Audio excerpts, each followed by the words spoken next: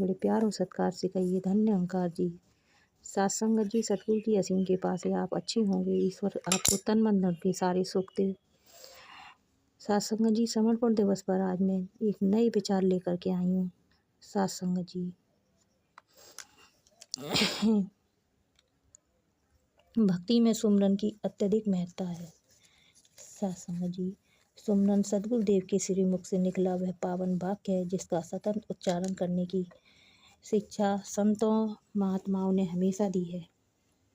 जिस प्रकार भोजन शरीर को स्वस्थ रखता है, उसी प्रकार सुमरन करते रहने से मन प्रसन्नचित्त रहता है और आत्मा पर चढ़ी माया रूपी मैल उतर जाती है। सुमरन की महत्ता बताते हुए रामचरितमानस में गोस्वामी तुलसीदास जी कहते हैं, सुमर पवन सुत पावन नामो, अपने बस कर राखे रामो। सात संगत जी, राम भक्त हनुमान ने सुमरन की शक्ति के कारण प्रभु राम को रिझा लिया था, उन्हें अपने बस में कर लिया था। सदगुरु सुदीक्षा जी महाराज ने हमें सुमरन दिया है, एक तू ही निरंकार, मैं तेरी शरण हाँ, मैनू बख्श लो। 3 लघु वाक्यों का यह सुमरन अत्यधिक सुख देने वाला है। सुमरन के दौरान हम उच्चारण करते हैं, मैं तेरी शरण हाँ। सुमरन का यह प्रथम वाक्य अत्यंत महत्वपूर्ण है। इसका उच्चारण करते समय यह एहसास होना आवश्यक है कि मैं एक साधारण मानव हूँ, गलतियों का पुतला हूँ, जाने अनजाने मुझसे गलतियाँ होती ही रहती हैं और मैं ये गलतियाँ निरंतर कर रहा हूँ। उठते बैठते सोते जागते मन वचन कर्म से ये गलतियाँ होती जा रही हैं। ऐसा कोई भी क्षण नहीं जब मैं गलतियाँ नहीं कर रहा हूँ। मैं तो निरंतर गलतियाँ कर रहा हूँ। स्वयं द्वारा गलतियाँ होने का यह एहसास भक्त के हृदय में होना आवश्यक है।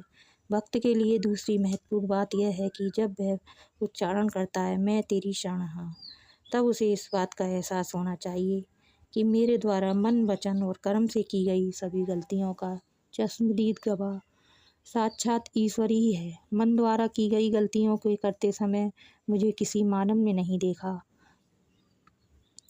परंतु यह ईश्वर मुझे उस समय भी देख रहा है या बल्कि देख ही नहीं रहा था।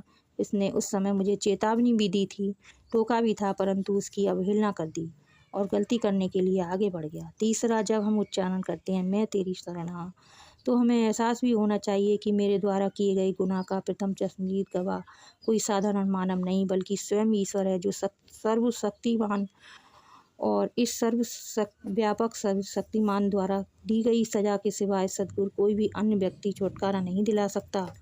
चौथा, यह कि ईश्वर न्यायकारी है, यह निरंतर न्याय करता है बिना किसी भेदभाव के। यह किसी पूर्वाग्रह से युक्त नहीं है, इसमें तो निष्पक्ष भाव से न्याय करना ही है। पांचवा, मैं तेरी शरण हाँ का उच्चारण करते समय यह एहसास होना चाहिए कि अब मेरा मुकदमा ऐसी अदालत में आया है जहाँ मेरे द्वारा किए गए अपराध का चश्मदीद गवाह अब मुझे अपराध न करने के लिए कहने वाला और सर्वशक्तिमान न्यायकारी जज, ये तीनों एक ही शक्ति हैं।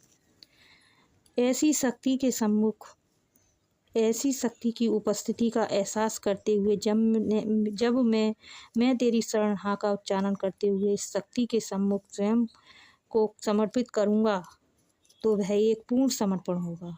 एक ऐसा समर्पण जिसमें गुण अवगुण दोनों सम्मिलित होंगे और गुण अवगुण दोनों के साथ किया गया समर्पण ही पूर्ण समर्पण है।